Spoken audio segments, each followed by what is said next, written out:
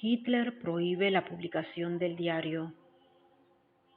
Adolfo Hitler, en 1924, estuvo preso en Landesberg y en septiembre fue puesto en libertad, antes de tiempo por la amnistía.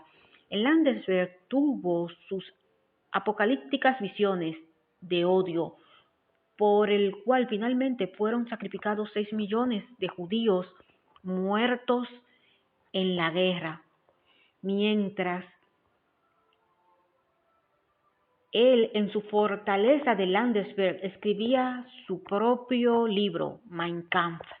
Eugenia, a 10 kilómetros al sur, llevaba una vida mística, de inmersión en Dios, y escribía su diario. Incluso más tarde, Hitler se detuvo con regularidad en aquellas cercanías, en Berchtesgaden, su nido de águila.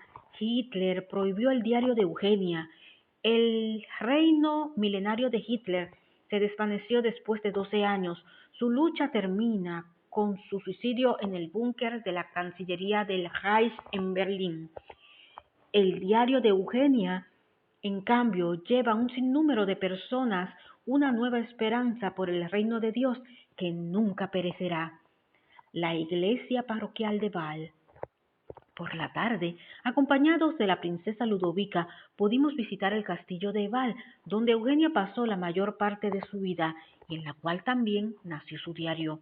Este fue el escenario de las apariciones de las almas del purgatorio. El castillo de Val, situado en una pequeña colina, dista solo de unos pocos kilómetros del castillo de Unterdisen. Aparcamos nuestro coche frente a la Cancillería, donde se encuentra la administración de los bienes del castillo, que posee una amplia cantidad de tierras y bosques. A un lado quedan las casas de los funcionarios y empleados. El parque del castillo se encuentra justo al lado de la iglesia de Val, que tiene un espléndido alto campanario, siendo una de las más bellas iglesias neogóticas, debido principalmente a su interior equilibrado y obras de arte de un maestro ebanista originario de esa región. Eugenia acostumbraba a entrar en esta iglesia siempre que llegaba al castillo. El oratorio es pequeño, lugar alejado y tranquilo por la oración, desde donde a través de una ventana se puede ver el altar mayor. Aquí la familia podía recogerse en oración sin ser perturbada por las miradas de los curiosos. Cuando fuimos a visitar la iglesia, ésta se encontraba en reparación. Sobre el altar mayor cuelga un gran cuadro de la Burgen. Particular atención y especial interés para nosotros merecía el altar lateral de la derecha, detrás del cual se encuentra la tumba de la familia von Leyer. Eugenia rezaba mucho en esa iglesia, en la que verá algunas apariciones como la del caballero, tan a menudo mencionado en el diario.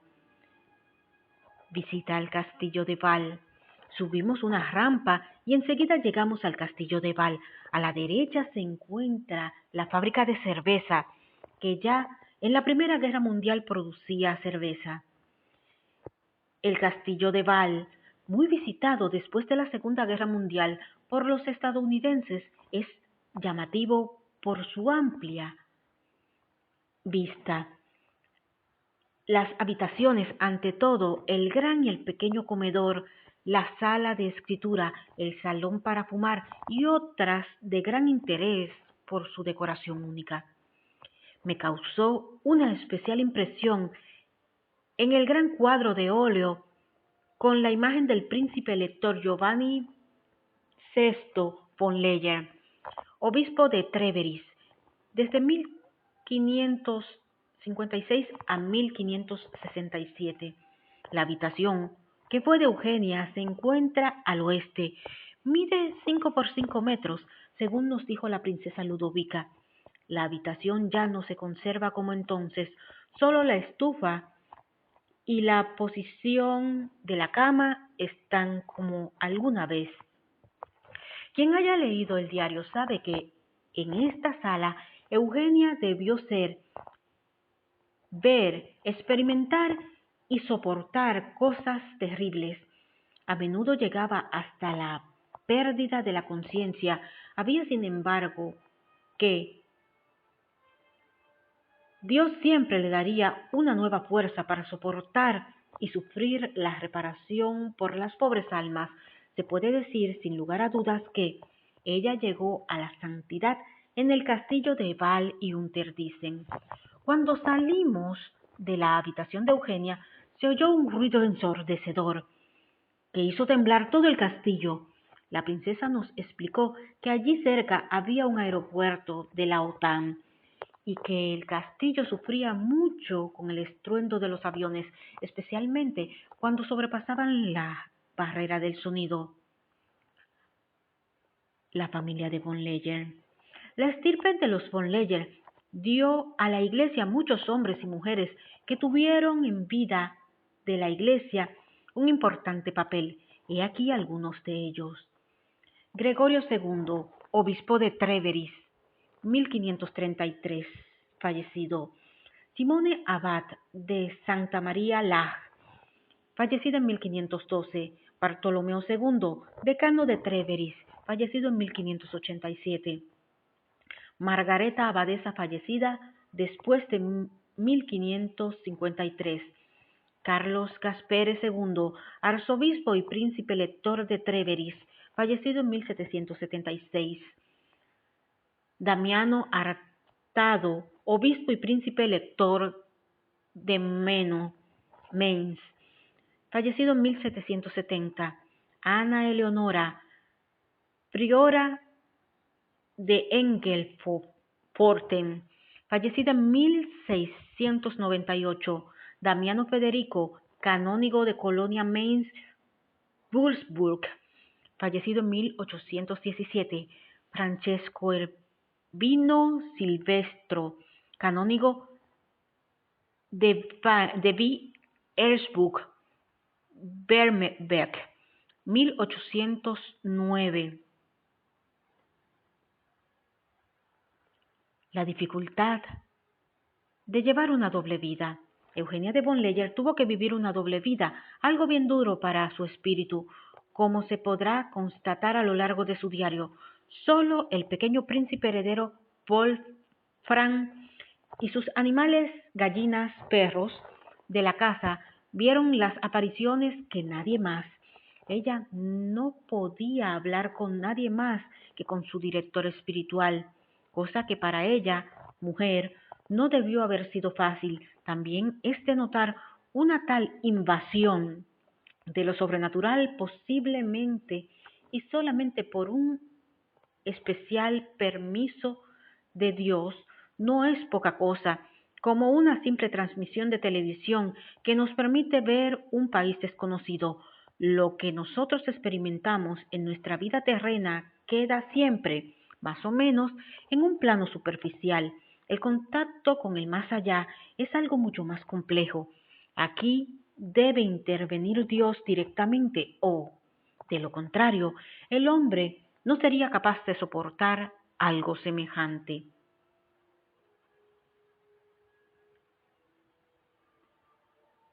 Primer relato. Recuerdos de una anciana del pueblo. Para terminar nuestra visita, que duró un día eterno, y entero, la princesa Ludovica nos llevó a una anciana del lugar, la viuda del maestro Giuseppe Faistle, que conoció bien a la princesa Eugenia. Nos contó que la princesa Eshi, todo el mundo la conocía por ese nombre, era una mujer alta y guapa, muy piadosa y generosa, totalmente distinta a los hombres de su familia, que eran liberales, cristiana hasta el final. Fue la mujer más simple, hasta ayudaba a los agricultores a recoger heno cuando se aproximaba el tiempo. Tenía el don de hacer siempre el regalo adecuado y siempre tenía una sonrisa para todos. Trabajaba mucho por las misiones, confeccionando vestidos y organizando colecciones en el país. Como hermana soltera del príncipe, ella fue muy amada y estimada en el país. Fue muy significativo para nosotros el hecho de que la señora Feistler pudiera recordar aún la fecha y hora de muerte de Eugenia. Murió a las 4 de la mañana, el 9 de febrero de 1929.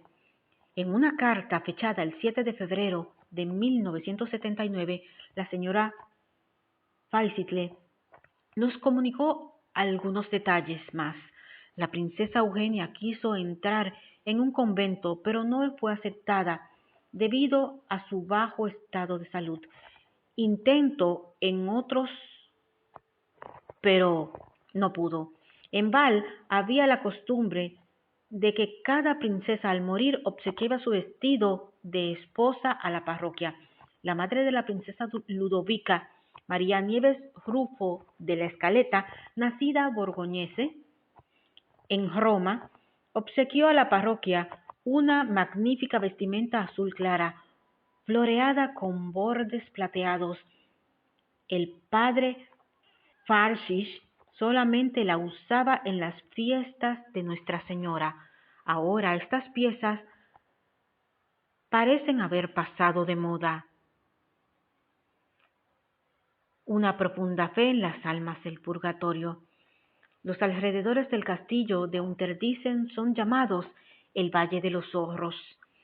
En la historia local del Valle de los Zorros hay dos hechos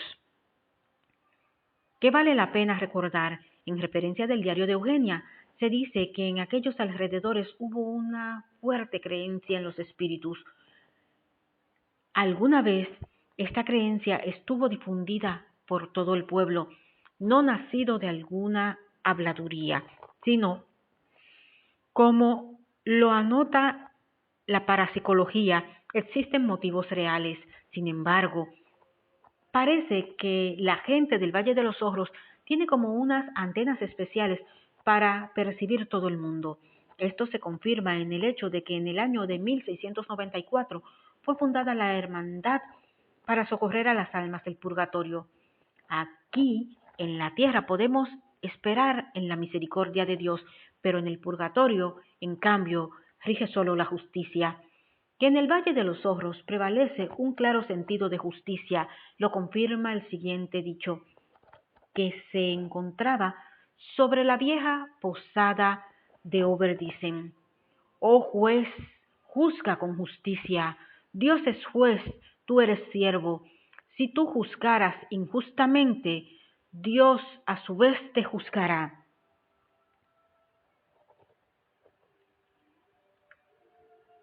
Las tres hermanas en el espíritu.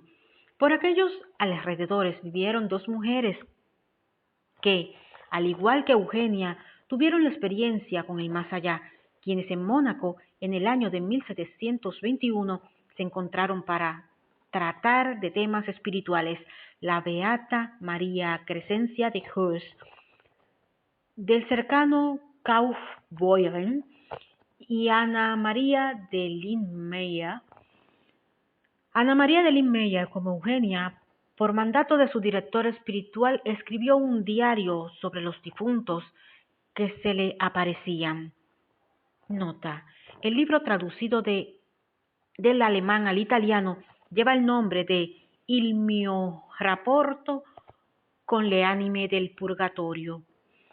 Igualmente, Crescencia tuvo visiones y contactos con las pobres almas. Su apostolado no se limitó solo a ellas. Basta leer el libro de Arturo Massimiliano Miller, Crescentia von Kaufenboyen, Vita de una mística sveva. La semejanza espiritual entre estas tres mujeres es sorprendente. Eugenia de Bornleyer, Crescencia de Kaufboyen y Ana María de Linmeyer formaron como una constelación de tres, unidas no solamente por su cercanía, sino aún más por el espíritu.